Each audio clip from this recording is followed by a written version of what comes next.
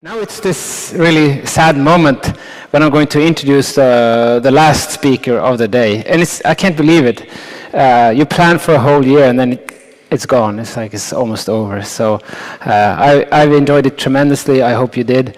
The guy that's going to come up on stage, I'm not really sure where he is actually. I can't see him, but I think he's around. So Bart, I got to learn I got to know the guys from online dialogue in the Netherlands, and I basically they're two guys. Let me tell you just quickly about their story. There's Bart. Bart, he's a psychologist. His wife is a psychologist. So is his mother and his father and his sister is a psychologist. So basically they do all this psychology shit all the time. And so he did a lot of research at the university. Did some really cool projects, some good stuff. And then he met Tone, who's sitting over there, who's like the testing guy. And then so I talk about Tone and Bart. These two persons, they symbolize what I call like the big confluence. You know, the confluence is where two rivers join. So it's the river of psychology and the river of measuring things, which have now combined created tremendous force in our industry. And these are the guys that won like all the awards at the whichtest1.com and just kind of scraped the table clean one year and then decided they didn't like it anymore because of their commercial model, so they're not there anymore. So they have a lot of integrity. They're really smart guys. Bart, he came up with this, what he calls the wheel of persuasion. If you know the social media prism, he was thinking like, there should be something like that also for persuasion psychology. So he just sat down and did that. And that will be one part of his presentation to that today. So for the last presentation, Bart, I'm not sure where you are. You're going to run in here or something like that. Oh, he's over there, yeah. Hi, John. Here's the thing. Good luck. So, last one. You are mentally depleted, cerebral energy gone, and I'm supposed to learn you something. Thank you, John. I'm going to start with something else than my actual talk, just to have your brain give a little moment of pause, so you don't really have to pay attention here. And I'd like to focus on a similarity that we have, Sweden and the Netherlands, because we are both a kingdom. And you have Carl Gustav and Sylvia, is that her name? We have the same thing. We are also a kingdom. It looks a bit like an A/B test. Which one's going to win? I'm not going to ask your opinion on this test. But 1 year ago, this man was inaugurated, and that's our king. He's called Willem, and his wife, our queen, is called Maxima, and they are ruling our country. Right? I have an opinion about them, and I'd like to share that. And I cannot make it more clear than just showing Willem doing one of his speeches. This is the last New Year speech he did. This one. Meet our king. Can I have audio? Vaak gericht op het hier en nu is Kerstmis een rustpunt. Een moment voor bezinning op ons bestaan. En op onze relatie met anderen. This is a bit how the Swedish talks sounded to us, right? Juist no, they were not that boring, because man, this guy is slow. This guy is boring. This is supposed to be, our leader. Look at him. He is the typical guy. Maybe you know people like this. He is rational. He's thinking square-like. He likes to make decisions based on rules and logic, and he's reasoning about everything. There's nothing intuitive about him, right? And when he's thinking, it costs so much effort and so much energy, and he's reading this post, and you really see that he's struggling to get it done, and it's a problem.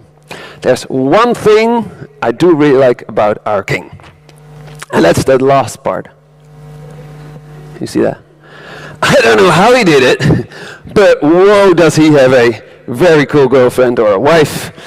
She's called Maxima, And she is pure emotion, right? She cries, she laughs, she's angry, and now and then she says very dumb things like, "Oh yeah, my husband is a little dumb," on national television.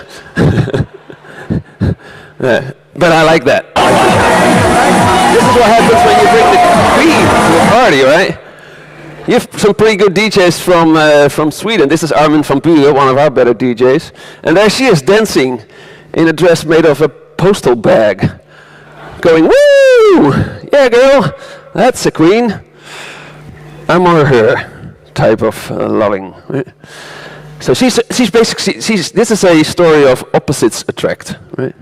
Because she is really fast, she almost never sleeps, she can do 100 things at once, she's totally intuitive, emotional, she's very associative, and she has no control of what she's doing. But luckily we have Willem for that. So that's a bit my opinion about our king and queen, and they are ruling our country, or maybe I should say that he thinks he's ruling the country, but in reality, our queen is letting him think that he's ruling the country and we're all listening to her. Back to the wheel of persuasion. Yeah, I'm Bart, I'm a psychologist. I'm as worse as it can get. I like to joke around with all the psychologists in my family. When we meet each other, we say, "Hey, how am I doing?"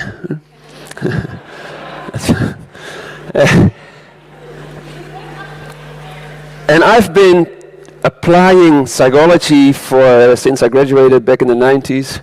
And since I met Ton, I'm testing what I'm actually applying. And I'm trying to sort of get that a bit structured. I'm not a very structured guy, but that's why I made up the wheel. And I'm not going to explain the wheel, but there's 17 categories in there. And I'm going to focus on only 2. And that's more than enough for a late afternoon closing keynote session, I guess. If you want to read more, there's a blog, which is The Wheel of Persuasion. Right. What am I doing with Ton? Well, we're in the business of separating customers with money from that money and make sure that it goes to the other company, the advertiser, right? And he's paying me a little bit of that money for helping him separating consumers from their money. Not all our clients are in this very commercial part. Some of them, very few, want to make clients more happy. I don't mind, because it's all about the consumer, and we're nowadays very consumer-centric. Stop doing that. We're very focusing on making it user-friendly. Stop doing that. I want you to realize that a consumer is a brain, right? So from now on, I want you to be brain-centric and brain-friendly, and that's a whole different ballgame. Because you're in the business of influencing this. This is the most complex structure that exists in the universe, right? These are 100 billion neuron cells, 1,000 billion glial cells, and 1,000 times 1,000 connections between all those cells. If you think you're an expert in separating people from their money, you're actually saying that you have a knowledge of this very complex structure. And there's not so much known about it, but I'll tell you a few little things. Who has knowledge about the brain? Nobody did the A/B testing thing, so I'm going to test you, whether you have knowledge of the brain. So just very quickly, you're the expert. Which variation wins? Is it left-aligned text or is it centered text? Can I please see hands for variation A? Centered text, about half of you. And the other one, left-aligned text, the other half. Never ask the experts, they don't know, right? It is this one, I'll explain you later on why. Second one, and I'll stop. This is a hotel booking site. Should it be without a pop-up? Can I see hands? That's about everybody. And with a pop-up? Oh, that's another 15%. The last ones were correct. Explain later on why. And just to make you feel a little bit better, because you're actually pretty good at tests like this, if we ask men to speed date, do they prefer Wilma or Julia? Can I see hands for Wilma? Oh, you are. But you would date both of them, wouldn't you? Yeah, I know you. And Julia. Right, everyone. So yeah, you're actually very good at it. Just get out of the conversion business and go into the dating business. Maybe it's better. So why are we so good at this and not at the websites? We just don't know enough about how the brain works. Luckily, we have science studying the brain. We spend about $4 trillion a year on science, and you can get these insights for free. Just go to Google Scholar, find a nice article of your field. There's a lot of research done, and you're not using it enough. And there are more and more sciences popping up because everyone starts realizing it's all about human behavior, it's controlled by brain, so even economists and marketeers and everyone sort of gets interested in the science of the brain. Now, what did these sciences find out? We're talking about the science of persuasion. Who knows this guy? He's from the States. He has a Botox and facelift. Yeah, there he is, Robert Cialdini. Everyone starts talking about, at least when they're talking to me, oh, you're a persuasion expert? Yeah, I do Cialdini. I'm not a big Cialdini fan. He did amazing experiments 40 years ago. He wrote a very nice book 40 years ago. And he's been monetizing those 6 principles ever since. But in the meantime, a lot of really, really cool scientists have done some really, really new advanced studies leading to, I took this picture on purpose, right? I knew I could use it in a slide. Leading to other people where I get more insights from, like this man who gets the Nobel Prize from your king, here he is again, Carl Gustav. Who's this guy? Kahneman, yeah. And there are a lot more scientists studying the brain, and they all have their own models. The basic thing you can learn from them is that there are, in our brain, 2 processes going on. And one scientist calls it the systematic and the heuristic processes, and the other calls it the hot and the cold, and then we have central and peripheral processing, and we have system 1 and system 2. I don't care which model you take, they're all dual processing models. They all say we have 2 types of processes in our brain, and I start with what's nowadays called System 2. Keith Stanovich invented that term. And that's a very slow system, a very rational system, a system that can think into the future, think about mental states in the future, but it requires a lot of attention, and the energy it uses is very easily depleted. Right? But it does control the other system, System 1. Which is what Kahneman calls the fast system. It's not that fast though. But that's the emotional, intuitive system. And yes, I did that on purpose with our king and our queen, because I'll be calling them Willem and Maxima. When you think of yourself, right, if I think about myself, hey, I'm Bart, that's this part of it, right? That's the part you're consciously aware of. And that's the part that is not ruling your brain. That's Willem, who thinks he rules our country. It is actually this system that rules it. And I'm going to show you how you can apply this on 2 different aspects of the brain: attention and perception and decision making. But if you remember one thing, at least from my talk, please remember this. Let's have a moment and look at it.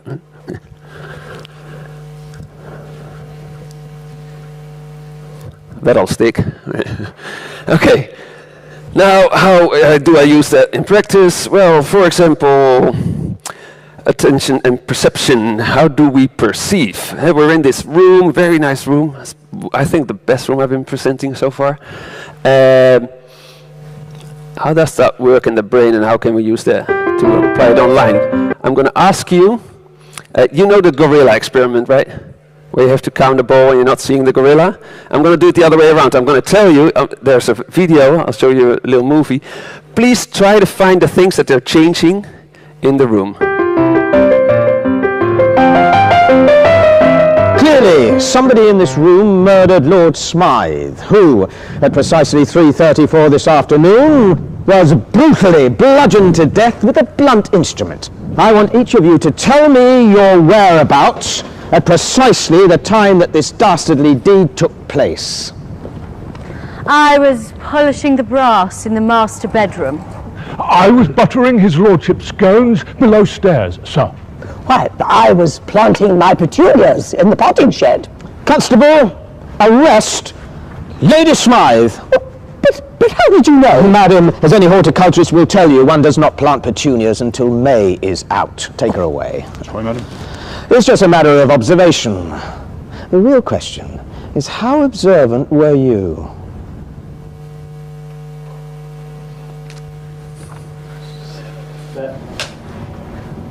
Action. Clearly, somebody in this room murdered Lord Smythe, who, at precisely 3:34 this afternoon, was brutally bludgeoned to death with a blunt instrument. I want each of you to tell me your whereabouts at precisely the time that this dastardly deed took place. I was polishing... So we have Willem and Maxima in our brain. And Willem is trying to pay attention to a movie, but there's so much happening, he's unable to see it. Right? Maxima does see it. Because if we were to test like the harness, for example, then you would react more quickly, even if you were not consciously aware that there was a harness in the second shooting.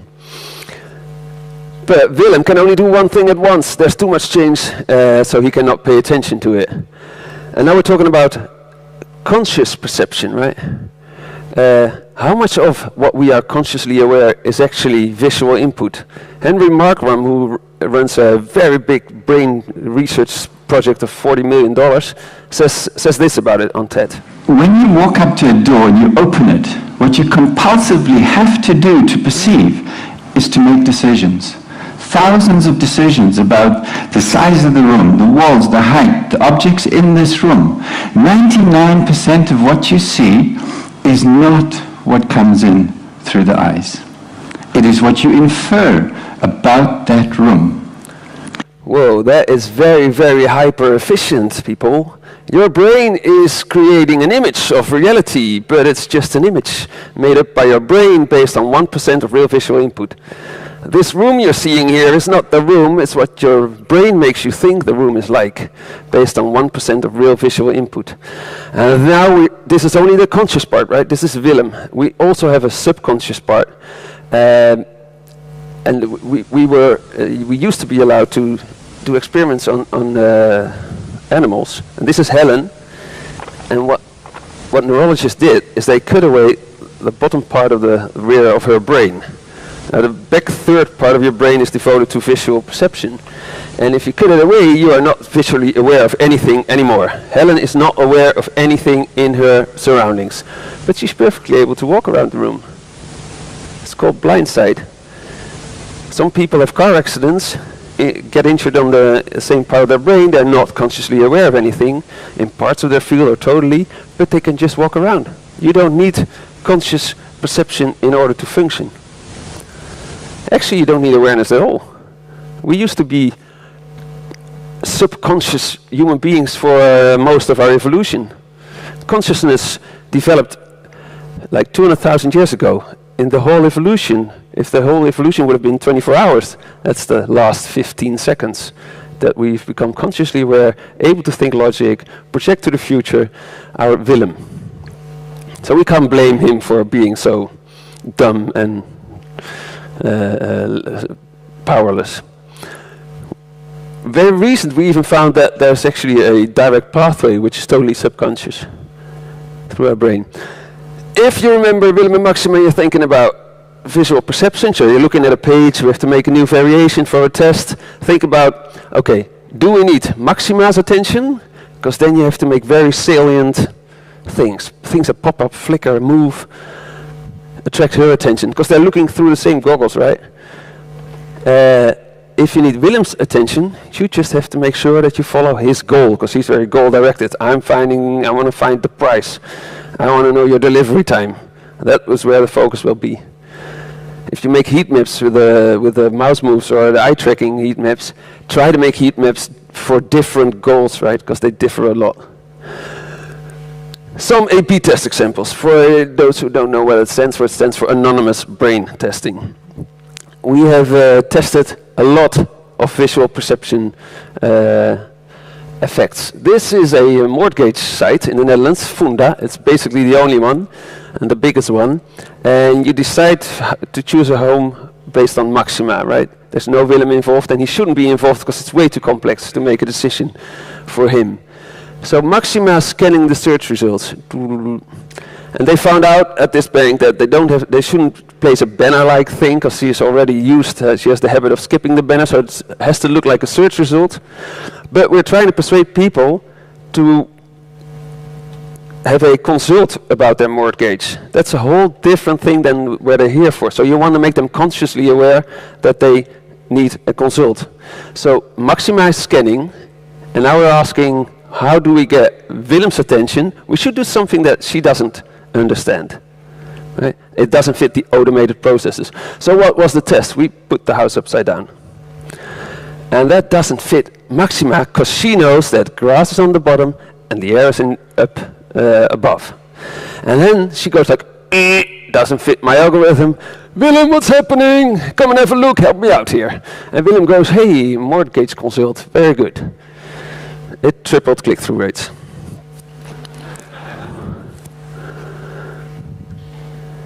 Another test. Sometimes you have to convince both of them. And if we see a page like this is about saving accounts, we go like, okay, Willem, more than enough information for Willem. We should probably test with putting less information there. But what's here for Maxima?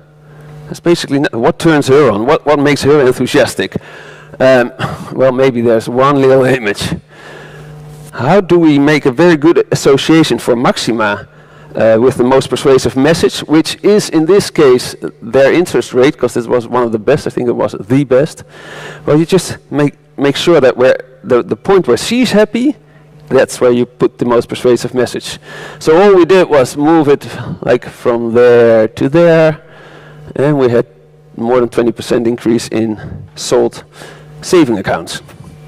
We call it attentional bias. Maxima has a separate part in the brain devoted to scanning faces. Right? That part of my brain is very active now because I've got like 400 faces in front of me. But that means that if there's a face, she wants you to look at the face. She wants to have the goggles faces. Now this is a bank and they had the house-style Gestapo rule that every picture should have a face because they have a trust issue and they think that faces help. That was actually an fMRI scan telling them the brain gets very happy when it sees faces. Yeah, but that's Maxima. And this is about mortgages, and that's Willem, I hope. And he's navigating, and he should choose one of these three entrances. If there are faces above, Maxima keeps on looking at the faces, and he's missing the message, because Willem is not able to see that. So we test a lot with getting rid of all the faces. Get them out, they're distracting. Sometimes the house-style Gestapo is so powerful that we have to keep the faces there, and then we Photoshop the eyes that at least the cue is, okay, if you look at me, then you should look that way, and then you sell 9% more mortgages. It's what we call gaze cueing. And that's a cue like that direction, but you can use all sorts of cues. This is just a simple arrow pointing down. And we have the automated reaction that if there's an arrow, then we follow the arrow. 10 times more people scroll down on the right page than on the left page. Does that boost conversion? Totally depends on the message, which is at the bottom of the page. Big time this time. And then talking about visual cues. I showed this test in the beginning. Why is this one winning? Very simple. We use content as a visual cue as well. We turn every piece of content into an arrow depending on where we want the brain to focus its attention. It's a very easy trick. And a big winner, again, 25% more health insurances sold. Our brain is so easily persuaded to look in any direction where we want the brain to look. Enough on that. I switch to another topic, which is the ultimate decision. And I'm going to do again a little bit of theory and then some tests, right? Two things about System 2 I want you to remember. So our conscious awareness. The first one is it's very lazy. Normally it's asleep. It's just not there, which is not bad. I mean, just enjoy your life and learn to live with the fact that he's most of the times not there. And when he's not asleep and he's doing something, be aware that he's very, very quickly depleted. I'll show you some tests in a bit. But the other one is a bit more tricky. And there was a test done by Michael Gazinaga, who was in the Netherlands last week. And this man tested split brain patients. Why do we have people split brains? They're normally connected via the corpus callosum, which is this part. And that's transferring information from one hemisphere, one brain half to the other. Well, these people have spasms. So their brain goes wild on one side, it transfers to the other, they start shaking, and they fall down, or when they're driving a car, it's even worse. So what do neurologists do? They cut through the corpus callosum, the halves cannot communicate anymore, but if they have a spasm, only half of their body goes like this, and the other half can either still steer the car or grab something and make sure they're still standing. These people, you don't recognize them. There's nothing special about them until you start testing them. And the test that Michael Gazinaga and Ledoux did was, we are going to show you a picture here, Mr. Split Brain. And you are going to pick a card, one with each hand, and then and that's based on the picture we're showing you. And then they show this picture. Very quickly, I'll show it a bit more long. So what's happening? Everything in the right side of their visual field goes to the left half of the brain, and the snow-covered lane here goes to the right hand. So this is where the chicken foot goes, and this is where the snow-covered lane goes. And then they pick a card. It's the chicken head, and it's the snow shovel. So far, nothing special. But then Michael asks them, why did you choose those cards? And they all answer, it's simple, because the head, that fits with the chicken, right? And with the shovel, I'm going to dig his poo. And then Michael shows them the picture, look. And they go like, oh, yeah, you think I'm going to use the shovel to dig the snow? No, yeah, that's logic that you think that, but I think that I'm going to dig poo. Why is that happening? Well, there's something very special about the left side of the brain, and that's all language is processed in the left hemisphere. Broca and Wernicke, which are just in front and behind your ear, are interpreting and formulating language. So if we ask why in language, we're only asking the left part of the brain, and the left part of the brain knows that there was a chicken foot, so it knows why it chose the chicken head. But it doesn't know why it chose the shovel. And instead of saying, I have no idea why I chose that shovel, it just comes up with a reason. And this is how our brain works. It comes up with excuses, rationalizations of your behavior after you displayed the behavior. And we call it consciousness, but I prefer to call it comfortness. Our brain is comforting you. Bart, you are a very, very well-being person, right? You can explain to your wife why you bought this car or chose that product. It's because of this and this and this. It's not because of that. That's post-decision rationalized with a difficult word. So after the most reasons are thought of after you made the decision. This is not a recent finding. This is Leon Festinger back in the 60s already saying we're not a rational animal, we're a rationalizing animal.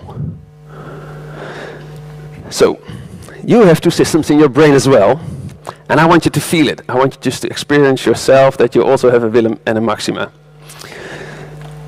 I'm going to show you a picture, and I want you to tell me what was in the picture, right? I'm going to show it very shortly. So what did you see? Two guys with planks, yeah. You know, there's really a lot of information in that picture. And it's all processed automatically. It's two guys, they're probably happy, they're laughing.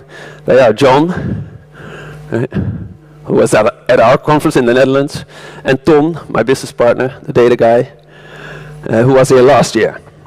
And I'm going to take a little sidestep, because is there anyone who was here last year as well? I'm going to test your memory. Because Tom showed a slide, it was this slide. Oh, wait. I promised to place the picture in my slides, right? Because it said, it's going to end up in the slideshow for Conversion Jam. Yeah, of course, John said. Okay, here. I placed the picture. This is the slide of Tom. This is a story about we walking through Stockholm and somebody telling me, I think this looks like a smiley. Does that make people perceive the price more happily? And while I'm thinking of an answer, Tom goes like, oh, no, I don't see that in it. I see something different. Who remembers what Tom saw? A penis? He said the word penis. And what? And balls. Penis and balls. So I had a bet going that I was able to make someone in the audience actually say penis and balls. And now I'm going to win this bottle of whiskey. Where's the whiskey? I knew you knew. Put it down. I'll share it with you. Now you're thinking, oh, John is going to be really, really pissed that he's doing genital remarks. No, he's not, because actually he was not saying, of course. He was actually saying, together with some weird genital remarks, I suppose. So yeah, you were right, Tom. Back to your own system 1 and system 2. How good is your Willem? Your conscious, logical, rational process. I have 2 kids. I really do. And I'll tell you what, one of them is a boy. How big is the chance that the other one is a boy too? Someone? 0. What? Yeah. Then the other one is not. Okay. Anybody else? What's the other one? The chances of it being a boy? 33%. This guy's really, really good. And if you want to know why it is 33%, go to him, and he's probably able to explain it. Or to me, when we're having drinks. It is 33%. Most of us find that very illogical, and we have to really, really think about what the logic is behind that. I'm not going to tell you, I'm just going to make you aware that our logical thinking is not that powerful. Please have a look at this cross. And then you're going to see some really grotesque, ugly faces. But have a look at the faces. They're not ugly. They're normal faces. Have a look at the sign again. Ooh, those are ugly faces. So what's happening here? Makes you feel a bit weird, right? There's a little mind tricks, mind fucks we call them. Okay, so what's happening is that Maxima is trying to analyze those faces really, really quickly, really, really automated, but it's too quick. We call it the fast system, but this is too fast. So she's just mixing them up. But as soon as Willem comes in, we're going to consciously look at one part. We're able to filter the other one out. You're not seeing the other one. You have an impression of the other pictures, but you're not seeing it. But then when you focus, then you're able to take control over these processes and just analyze one side of the faces and not the other. System 1 and 2 at work. This one is funny as well. I have the feeling that this one is tilted to the right a bit more than this one. But I'll tell you what, it's just the same picture. But even if you know it's the same picture, you can't see it's the same picture. It still feels like this one is more tilted to the right. This is Willem who's not able to control Maxima. Right? Last trick I'm going to play with you is, again, I'm going to test your Willem. I'm going to test how good you are at calculating. And they're very simple calculations, so don't be afraid. And you don't have to calculate out loud, just do it in your head. Here we go. How much is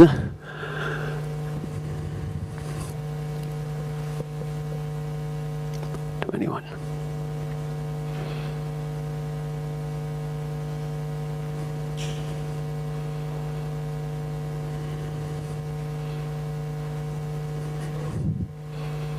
Nope.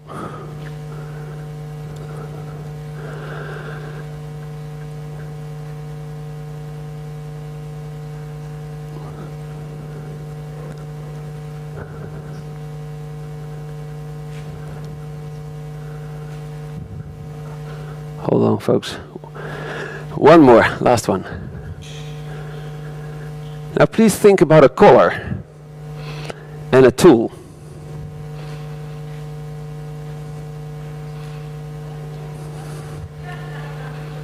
About half of you probably thought of the color red, and more than half of you thought of a hammer, which is pretty weird because there are lots of colors out there and lots of tools. How was he able to fuck my mind like that? Well, what's happening is that we're having Willem and Maxima, and we're asking Willem, how much is 25 and 27? And he goes like, it's 21, it's 99, it's and then the question is, think of a color, and he goes like, oh, Maxima, you can do that. Oh. So we're getting Maxima answering the last question. If I wouldn't have done the calculations up front, less of you would have mentioned the color red, and less of you would have mentioned the hammer, because we are trying to get Willem depleted. It's a simple trick, and you do that a lot on your web pages and your web pages, depleting Willem. Back to the tests again. Last round of tests. Saving accounts again, this time in Belgium. The interest rate, which is very important for Willem, is this plus this. Are we seriously asking Willem to calculate the interest rate here? We were in a competition here. There was another company who was also allowed to pitch, and they just said, like, okay, you're gonna run tests, and the winner gets the deal. And all we did, because we were thinking, okay, so it's Willem, we have to make sure that Willem is choosing for this product, and we're going to make sure that they only have to think of one thing. So all we did was emphasize the 1.95, which is here. And there's an extra rate if you leave your money in the bank account for more than 6 months or so. Yeah, and if you look really good, we also took away some of the navigation, because that's only distracting Willem. But with this very minor change, we were able to win the contest, and the other company had a total redesigned landing page, and they had an increase, I think, but not as big as ours, was it? Yeah. Big time winner. If Willem's at the table making focus on one thing, focusing effect. That is if you need Willem, right? If the logical decision is to go to your competitor, you don't want Willem to decide. In this case, it was a good thing. Now he's getting depleted so quickly, his energy is drawn so quickly, that it can help to make him think, like with the calculations, about an alternative option. It's a sort of decoy effect. It's not really decoy, probably some of you know it. This is a button that says order now. And probably Maxima would like to order this, but Willem thinks, oh, it's money, I don't want that. So all we did was, there's a list here with other hyperlinks. We look at the page for some link, and we placed it from here under the button so that they will decide, should I do this one or that one? Order now, or this is add to wish list. Right? We've also tested in Poland with a print this page. Doesn't really matter, people are not using the other link, but what we do is to make Willem think about an alternative, and then he goes like, whoo, and then Maxi goes, order now.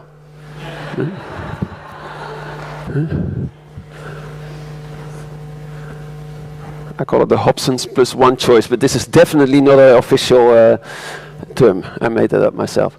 Sometimes there is no other link on the page. Ow, problem.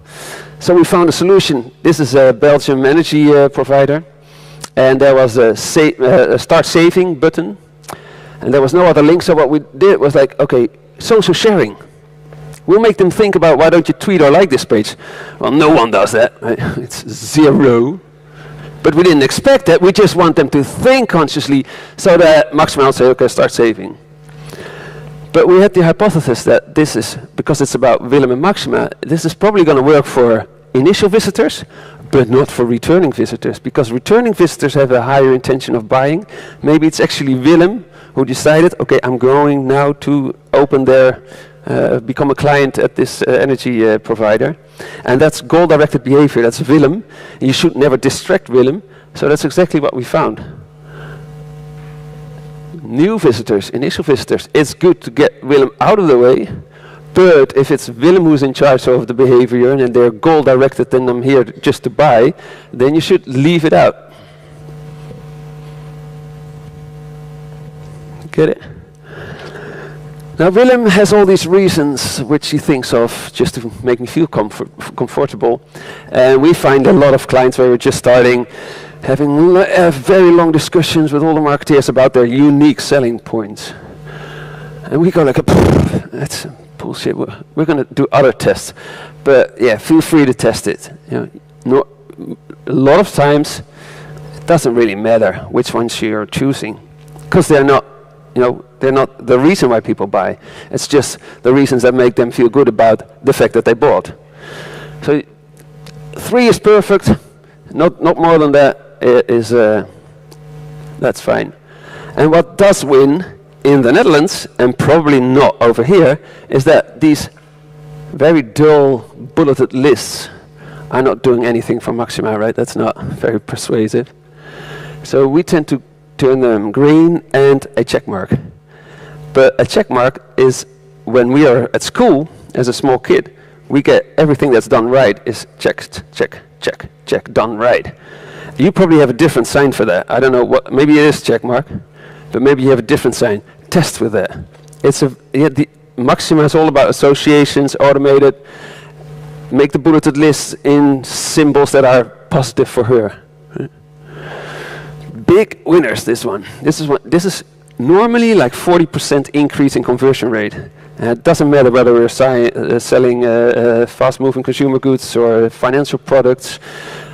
It tends to be somewhere 35–40% more. I'm having 2 other tests, I think. There's a thing with Willem and Maxima that, especially Maxima, doesn't like to be told things. So if you tell her, this is the reason to buy at my place, you know what is better? To make her come up with that herself. She really likes that, because she's pretty proud. And she goes, okay. Huh. So we do tests like this. Oh, we're so pleased that you're considering us. Why are you considering us? And then their brain goes thinking, oh yeah, I'm considering them. Yeah. It's about this, and those reasons are so much more powerful than if you would have told them reasons to. Just make sure they think of it themselves. Big winners. And they'll like it more, they'll even remember it better. So you see an increase also in people who are revisiting the website and then purchasing. And then let me just do one Cialdini technique, right? I'm not a Cialdini fan, so I'll show you where it goes wrong. Social proof. We are very social beings. Maxima is very social. But the main thing about social is, what do others think of me? Maxima is very much, what are they all thinking about me?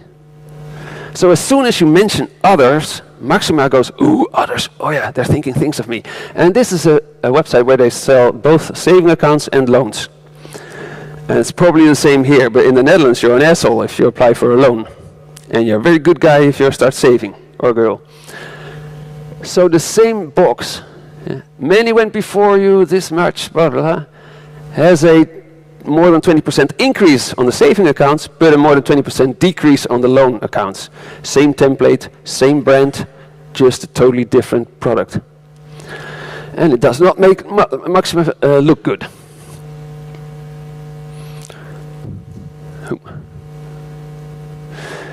This is a very funny client of us, because we're allowed to test anything without even telling them what we're testing. And Maxima is very much about autonomy as well. She wants to be in control of her own behavior. She's not, she's completely automated, but she has the need to feel a free will. So as soon as you start making things mandatory, that's a rule. That makes her naughty. She goes like, oh, I don't want that. And yeah, you have to fill in the asterisk or whatever, telephone number, and you'll get 1, 2, 3, 4, 5, 6, 7, 8. That's probably a number she'll give you. So what we're always taking away the asterisks. Don't make anything mandatory, unless it's Willem at the table, but let's assume it's Maxima. But here we did another test. There's one field which is actually not mandatory, so that's optional. And we said, you know what, the asterisk, that's an optional field. And the other ones are not optional. They are, but we're not mentioning the word mandatory, right? This one is winning again with I don't know, more than 20% probably. Last one. We are asking clients questions mainly to see how different goals behave differently on the website, and we measure everything, and we found that it's always increasing conversions, the pop-up, with 30%. Everywhere. And then we started, but there's a lot of content in there, so we said, like, you know what, let's leave the content out. Maybe it's actually really the fact that people are touching my website. Right? And Willem is saying, oh, a pop-up, I hate pop-ups. If you do UX lab usability type of people are like, oh no, don't put that pop-up there, I hate it. Yeah, Willem does. You know what Maxima likes? Maxima likes to touch you. If I were asking you to touch your neighbor, and we would scan your brain, you don't have to, but the brain goes wild because there's so much happening that even works in a virtual space. Have people touch your website or your app, and they'll love you more, because this is 12% more booked hotel rooms. She loves to be touched. Wow. So I'm very glad that he's around too, because otherwise, whoa, will be one big gossip story in the Netherlands. And I'm very happy that they rule our country together. And I'm very happy to have them both in my brain ruling my behavior. And I hope that you're going to run a lot of A/B tests, trying to find out who's in control in your customer and how you can persuade both Willem and Maxima from now on. Thank you. Talk. You're awesome, man. That was really good. Oops. No, that's really bad. Give me back my slides. I have one more thing. While he is doing his... Can I get the slides back? Or are you on already? I might be on my way to being online. He's probably going to ask you whether you have any questions. Yeah, so I am back online. So last couple of that was awesome, man. Thanks. Any questions from anyone? It's the end of the day, but maybe there's one or two questions to Bart. Oh, yeah, I know this is a rough stretch to last one. Okay, think of a question. I'll do my one more thing, right? Okay, sorry, I didn't see it. It's too dark. Oh yeah, it's very dark.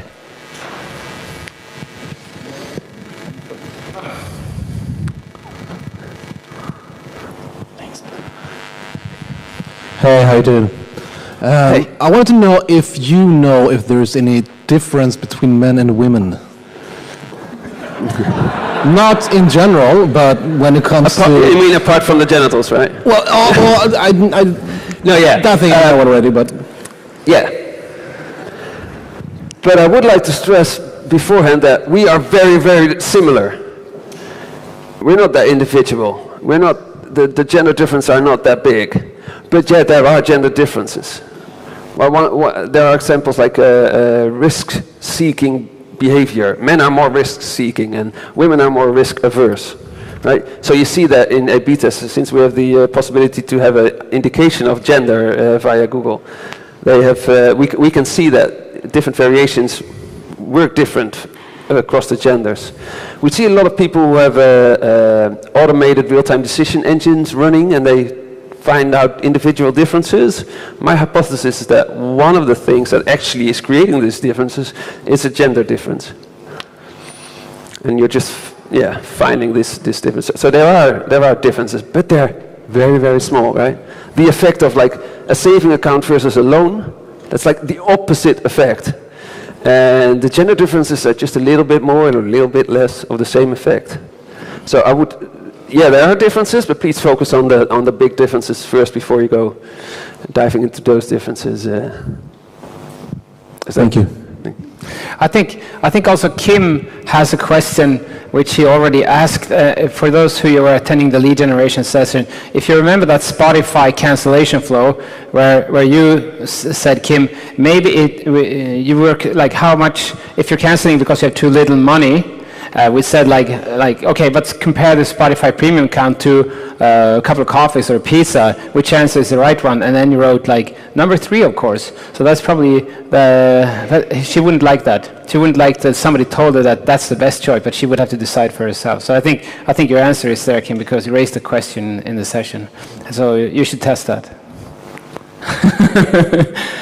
Okay, I'm going to conclude with a conversion jam here. Don't eat it all at once. Safe track. Cool, back. Cool. Can I finish this one? Because it's a very short note. Okay. Since your brain is a lazy liar, right? Your consciousness thinks it's in control, but it's not. Please don't believe stories. Don't believe. I'm telling stories here, right? Don't believe them. All the other speakers were telling stories. Don't believe them. There is a truth out there. And that truth is in your data, right? You have a worldwide Valhalla for scientists. You can test and analyze the behavior of your clients since digital is measurable a little bit, right? But a lot more than the other media used to be. So start digging your own data. Start analyzing, experimenting, and grow your own knowledge of what is persuading your customers. And stop listening to others who are telling you bullshit stories with A/B tests, which are probably wrong, because I'm sorry, but the tests that we see, 70% are just pure lies, statistical ghosts. I'm sharing my slides here. I'll also share some slides about A/B testing, how it should be done. It was too short to tell. And think about CRO, not us. Optimizing conversion. We're actually growing companies, right? This is a big strategic thing. Like André Maurice says, reinvest all the money that you're gaining from your experiments back into the optimization, and then you'll go hockey stick in terms of growth. And that's it. Good. Thank you very much. Thanks, Bart.